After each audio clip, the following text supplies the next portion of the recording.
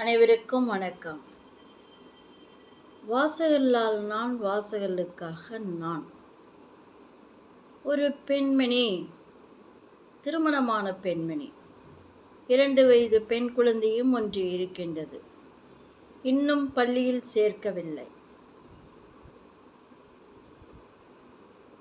அந்த பெண்மணி ஒரு பேராசிரியையாக இருந்தார். இவர்கள் வசித்ததோ கிராமம். தோட்டம் இருந்தது. தோட்டத்திலேயே ஒரு பெரிய வீடை கட்டிக்கொண்டு அங்கு வசித்து வந்தார்கள். கிராமத்திலிருந்து இந்த பெண்மணியினுடைய கல்லூரிக்கு போவது கொஞ்சம் சிரமம்தான்.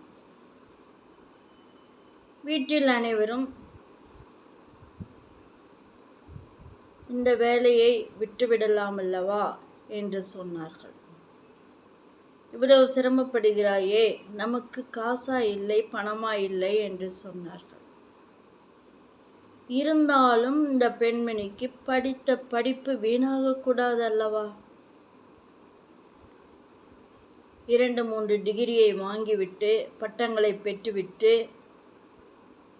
வீட்டில் வேலை செய்து கொண்டு வீணாக காலத்தை ஓட்டுவது பிடிக்குமா?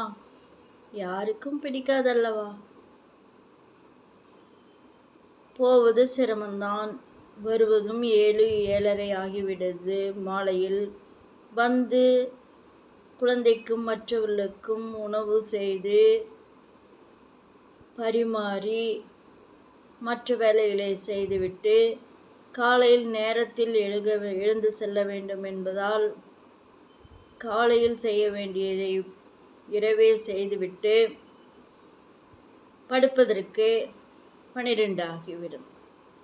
என்ன செய்வது? யோசித்து பார்த்தார். சிரமம்தான், இருந்தாலும் 60,000 ரூபாய் சம்பளம் வாங்கி கொண்டிருக்கின்றோம். பிடித்தது போக கை நிறைய சம்பாதிக்கின்றோம். நமக்கு ஒரு மகிழ்ச்சி, இவர்களுக்கு பணம் வேண்டாம், நமக்கு ஒரு மகிழ்ச்சி. படித்த படிப்புக்கு ஒரு அங்கீகாரம் கிடைத்ததுக்கு ஒரு மகிழ்ச்சி. என்ன செய்வது? இரவும் பகலும் யோசித்து பார்த்தார். ஒரு முடிவுக்கு வந்தார். என்ன முடிவு? நம்ம தோட்டத்தில் எலுமிச்சை மரங்கள், மாங்காய் மரங்கள், நெல்லிக்காய் மரங்கள், இப்படி ஏக்கரா கணக்கில் தோட்டம் இருக்கின்றது. எல்லாம் பயிர் செய்து கொண்டுதான் இருக்கின்றார்கள். யோசித்து பார்த்தார். இதெல்லாம் ஊறுகாயாக செய்து பாட்டிலில் அடைத்து கடைகளுக்கு போட்டால் என்ன? ஆட்களை வைத்து செய்யலாம் என்று யோசித்தார். வீட்டில் கேட்டார் அனைவரிடமும். இந்த மாதிரி நான் ஒரு எண்ணத்தில் இருக்கின்றேன். நான் சும்மா இருக்க விரும்பவில்லை. வீட்டு வேலையும் செய்கின்றேன், செய்துவிட்டு இதை செய்கின்றேன். யாரும் தடை போடக்கூடாது என்று சொல்லிவிட்டார். இவ்வளவு தீர்மானமாக சொல்லும் பொழுது நாங்கள் யாரும் தடை போட விரும்பவில்லை என்று சொல்லிவிட்டார்கள். இரட்டிப்பு மகிழ்ச்சியுடன் ஆட்களை வேலைக்கு அமர்த்தி கொண்டு தொழில் இறங்கினார். வீட்டு வாசலிலேயே பெரிய இடம் இருக்கின்றது. தொழிலை ஆரம்பித்தார். உள்ளூர் கடைகளில் எல்லோரும் விரும்பி வாங்கி கொண்டார்கள். அக்கா, எங்கள் கடையில் உங்களுடைய ஊறுகாய் நன்றாக விற்பனை ஆகின்றது என்று அலைபேசியில் அழைத்த வண்ணம் இருந்தார்கள். இந்த பெண்மணிக்கு மிகவும் ஆனந்தம். மகிழ்ச்சி வெள்ளத்தில் மூழ்கினார்.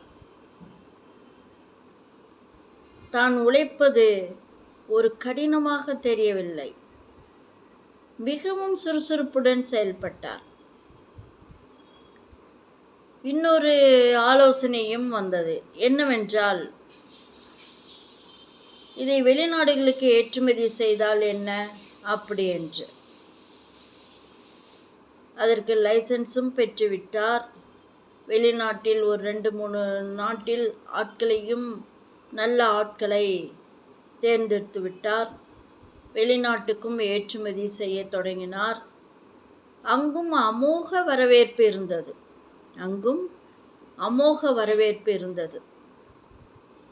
எல்லோரும் விரும்பி சாப்பிட்டார்கள். என்னவென்று சொல்வதே என்னால் நம்ப இயலவில்லையே. வேலைக்கு போனால் எடுக்கும் வருமானத்தை விட பல மடங்கு இதில் கிடைக்கின்றது. எல்லோரும் வேண்டாம் வேலைக்கு என்று சொன்னார்கள். அதற்கு நான் ஒத்துக்கொண்டேன். என்ன ஆகப் போகின்றதோ, வீணாக நாம் போய்விடுவோமே என்று மிகவும் வருந்தினேன். உள்ளூர வருந்தினேன், வெளியில் காட்டிக்கொள்ளவில்லை. இப்பொழுது வருமானம் பல மடங்கு அதிகரித்து கொண்டு போகின்றது. அது மட்டுமா, ஆன்லைனில் வகுப்பு எடுக்க அனைவரும் அலைபேசியில் அழைத்து கொண்டிருக்கின்றார்கள். அதுவும் 1 மணி நேரம் டெய்லி எடுக்கின்றேன். அதிலும் ஏகபோக வருமானம். என்னால் எல்லையில்லா மகிழ்ச்சியை கொள்கின்றேன். என்ன செய்வது, எப்படியும் மாறலாம் என்ற நிலை எல்லோருக்கும் உண்டு. எப்படியும் மாறலாம் என்ற நிலைமை எல்லோருக்கும் நிச்சயமாக உண்டு.